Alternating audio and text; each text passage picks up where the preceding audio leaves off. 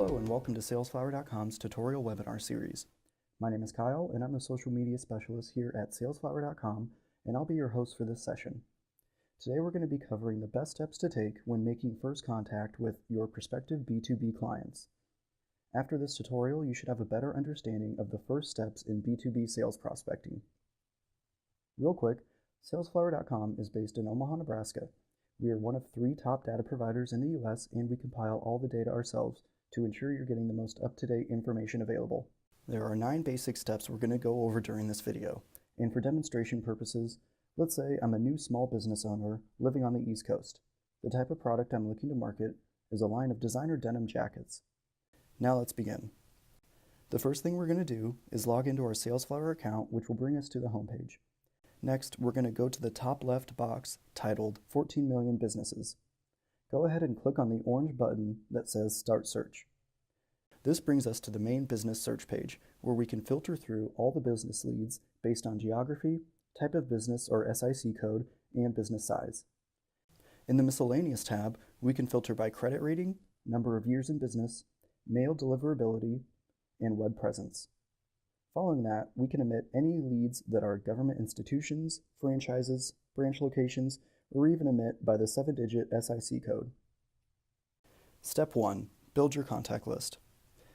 Now when we talk about making the first contact with your prospective B2B clients, you're going to have a general idea of what type of business you're looking to market to. For example, the geography I'm going to search in is going to be Eastern Pennsylvania, Southeast New York, and Northern New Jersey. To do this, I'm going to use the option Search by Territory on Map.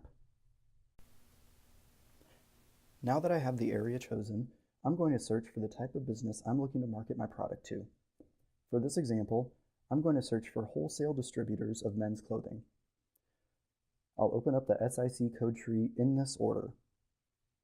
Wholesale distributors, 50 to 51. Now I'm going to open up 51 wholesale trade non-durable goods, and then open up the option for 5136 men and boy clothing and furnishings. Under that section, I'm going to select a variety of SIC codes that fit the type of business I'm looking for. Those include -001 men and boy clothing and furnishing wholesale, -008 men and boy clothing, outerwear, and wholesale, -024 men's apparel wholesale, -046 jackets wholesale, and -052 clothing wholesale. Once all of the above 5 SIC codes are chosen, we're going to click Next Selection. We're going to skip over business size and go right into miscellaneous options. With online sales skyrocketing past traditional in-store sales, I'm going to focus on businesses that have their own website to better the chance of them carrying my product in their online store. Next, in the Omit section, we're going to omit branches. That way we lower the chance of having duplicate leads of the same business that are just at different locations. That will conclude our filtering process. Now we can click I'm done, view sales leads. And this will conclude step 1. Step 2. Analyze demographic and behavioral data.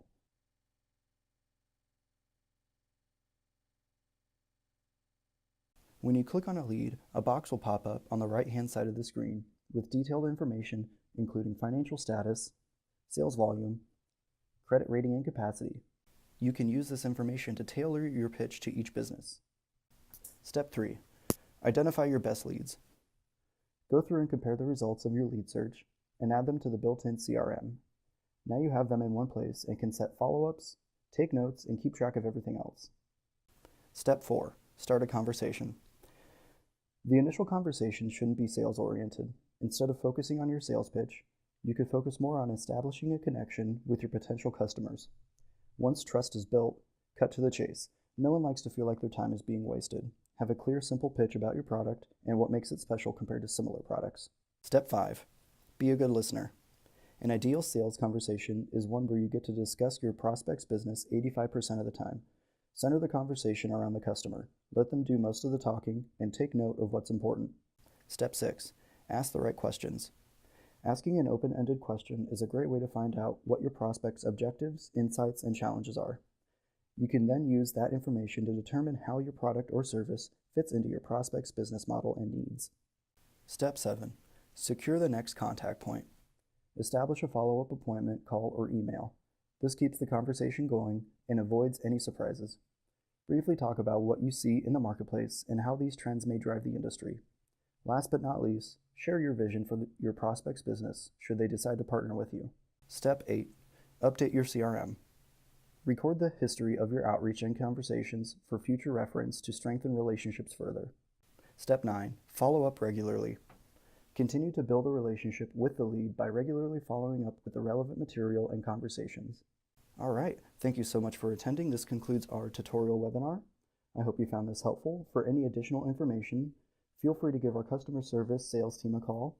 Our number is 855-575-0101. We're open Monday through Friday, 8 a.m. to 5 p.m. Central Time. You can also visit our website to live chat. It's www.salesflower.com.